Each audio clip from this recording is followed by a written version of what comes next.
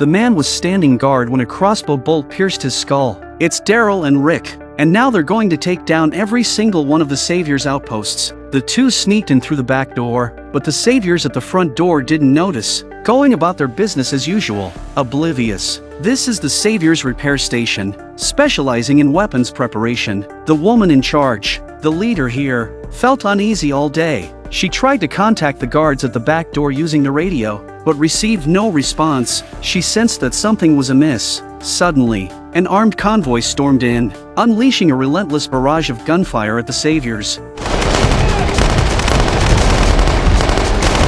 They were the members from Alexandria's safe zone, sent by Rick to draw the enemy's fire. Both sides were on the verge of a firefight. After losing a few members, the Saviors quickly regrouped and organized a counterattack. However, Rick had instructed his team not to engage in direct combat. They just needed to block the entrance. Meanwhile, the guards at the back door heard the gunshots but were ordered not to leave their post. Soon after, the two guards were silently taken out. Rick and Daryl, along with 3 others, made their way in. The corridor was eerily quiet, with no sign of the Saviors. It seemed they were all engaged in a battle with Aaron and the rest of the group in the front. Then they started to split up. They came in because Dwight had tipped them off to the presence of a Browning heavy machine gun. They must find the Browning machine gun and take it into their own hands, or Rick and his team will face disaster. The ongoing firefight outside continued, with Aaron's group taking cover behind metal panels and firing back. As per their plan, they only needed to keep the Saviors confined to the courtyard. The Saviors had no cover, and casualties began to mount on their side. Observing the situation, the woman thought these attackers were too timid to enter, so she ordered her people to break out and fight back. Meanwhile, Rick and Daryl had searched nearly half the rooms, but they still couldn't find the heavy machine gun. This weapon is so vital that if you get it, you can wipe out everyone in the Savior's base camp. They split up and intensified their efforts to finish the job quickly. A few minutes later, Rick was alone in a hallway, searching for clues. As he walked, Rick sensed some movement from a room on the right. Without hesitation, he opened the door to investigate. It seemed to be someone's living quarters, but there was no one inside the bedroom. Not taking any chances, Rick cautiously approached another door nearby.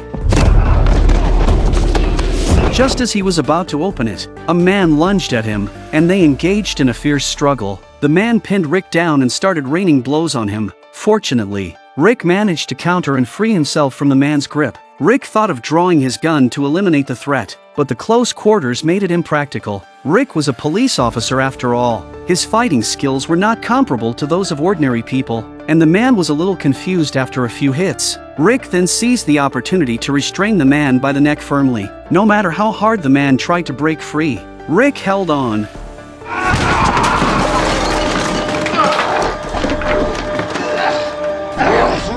Where are they? No! Guns!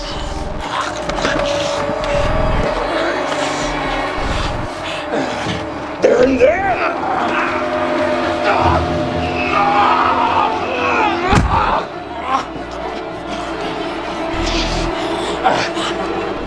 Rick was convinced that the man would fight to the death to prevent him from entering the room because it must hold something important. So, his only choice was to deal with the man first. Rick glanced at the hooks on the wall behind him and had a moment of hesitation, but he quickly dismissed the thought. This was no time for mercy.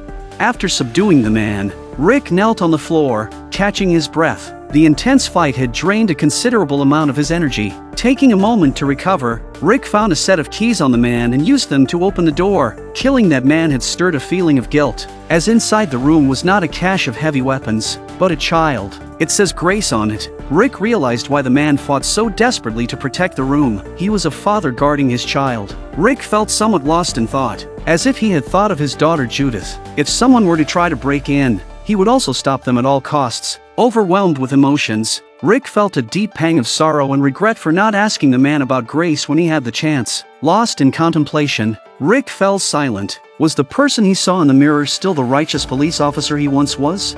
Meanwhile, Morgan, Tara, and Jesus arrived at another outpost. It was an external satellite station surrounded by a fence, and they knew that charging in recklessly would alert the zombies inside. So, Morgan came up with a plan. he quietly approached the fence and began tapping it with his hand, drawing the attention of the zombies in the vicinity. Slowly but steadily, more and more zombies gathered around. The two lookouts inside the outpost sensed that something was amiss. Hey!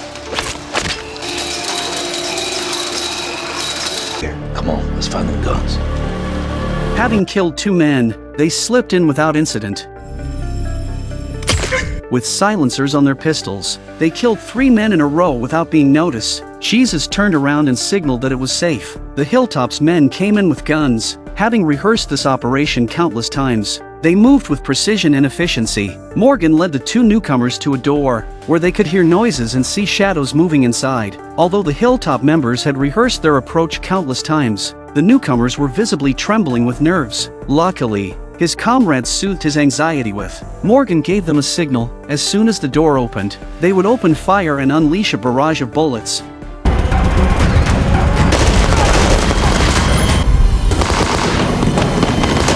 Meanwhile, Jesus and Tara were unaware of Morgan's team's situation as they approached another door where they heard movement inside. Prepared to kick the door open, they found a terrified man inside, who claimed he was not one of the saviors but had been forced to work there. Tara is suspicious and eager to eliminate this potential threat, but Jesus stops her, claiming that the man has surrendered and should not be killed. Tara insists it's a mission. Just as Jesus and Tara are arguing, gunshots are heard from Morgan's end. Using the opportunity to distract Tara, Jesus asked her to check on the situation, avoiding further arguments about the fate of the man. Reluctantly, Tara opened the door to see what was happening outside. Meanwhile, the gunfire continued from Morgan's team, suggesting that they had been exposed.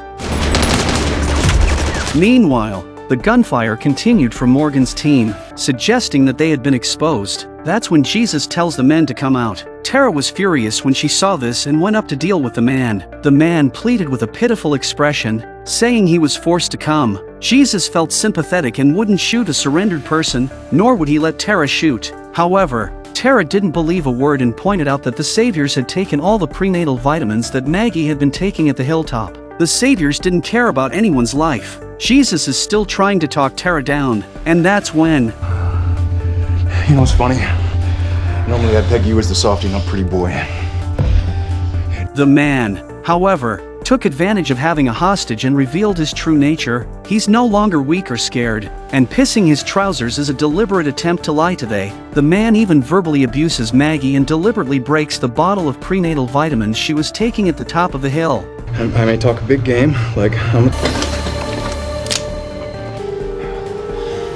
Jesus still couldn't bear to kill him, but knocked him out with the butt of his rifle and tied him up with a rope. Tara couldn't understand this. Just then, they heard the retreat order over the radio and rushed out to check. The saviors had indeed started to withdraw. Jesus immediately led a few people to intercept them outside. After the saviors left, there were only 3 bodies left on the ground. It wasn't until this moment that Morgan opened his eyes, and he saw the unwilling look in his teammates' eyes. At this moment, Morgan realized a lot. They had the initiative just now, but because they hesitated, the opposition killed them instead. Morgan glanced in the direction where the saviors had left and then sat up. Picking up his gun and following them, Morgan truly realizes that mercy will harm his teammates and that the enemy never hesitates. So this time he's going for the kill. Sure we can do it.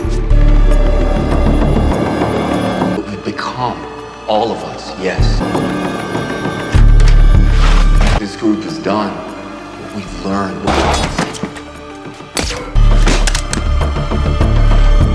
I'm sure. Outside, Jesus led the group, commanding everyone to block the entrance with their guns but not to shoot unless the saviors attacked first. The 2 women were speechless. They fire first, one of us dies. And let's hope, for my sake, that they don't. Soon, the rolling door opened, and the man saw that there were many people outside. So he put down his gun and told his companions to come out quickly. They knew that not surrendering today could mean death. So they all put down their weapons. Morgan is still chasing the saviors in there, and he's got a cold face and he's killing people on sight.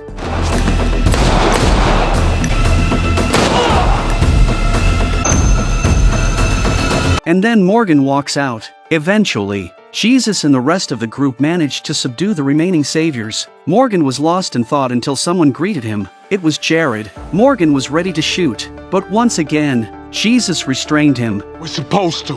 They surrendered. It's not what we do. And what do we do, huh? In this way, they managed to breach the satellite outposts, but at the cost of losing 2 of their team members. Next, Jesus planned to take these people back to the hilltop and let them live well.